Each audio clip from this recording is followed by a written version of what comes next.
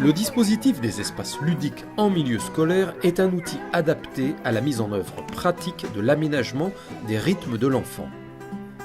Son originalité repose sur une combinaison de jouets spécialement étudiés mis à disposition des enfants.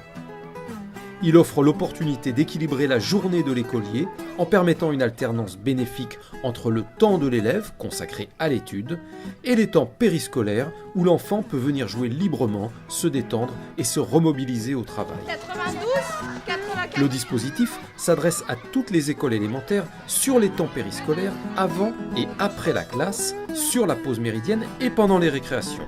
Ce dispositif d'espace ludique qui permet de mieux prendre en compte le rythme des enfants, de préserver leurs possibilités de jeu, leurs possibilités de temps calme.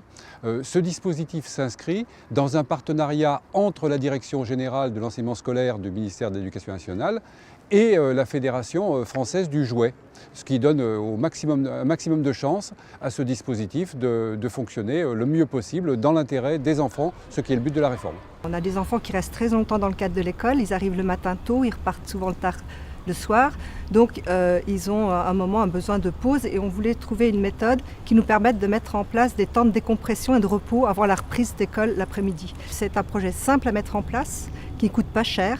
Donc on a réinstauré le jouet dans notre école. La ville de Lucinge est la première en France à avoir implanté 4 espaces ludiques dans la même école.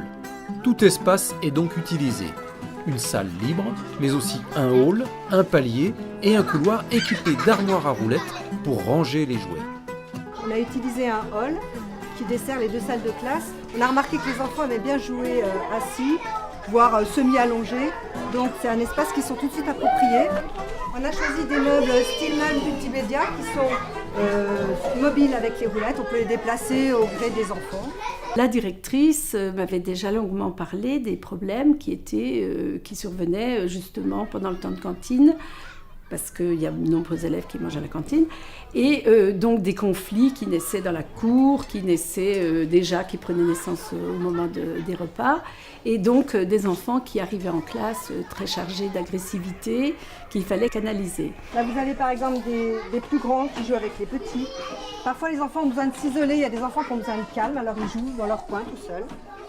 Ce qui est intéressant aussi, c'est de voir la mixité dans les jeux, notamment les jeux de société. Là, vous avez donc garçons-filles qui jouent ensemble. C'est un investissement très raisonnable. Les jouets, donc on a des prix négociés pour ces jouets.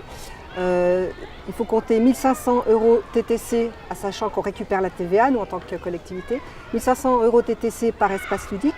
En ce qui concerne la Haute-Savoie, en ce qui concerne notre département, eh bien, en accord avec l'inspection d'académie, avec le DAZEN, le directeur académique, nous avons pris en main l'information aux élus locaux, aux maires adjoints, aux conseillers municipaux.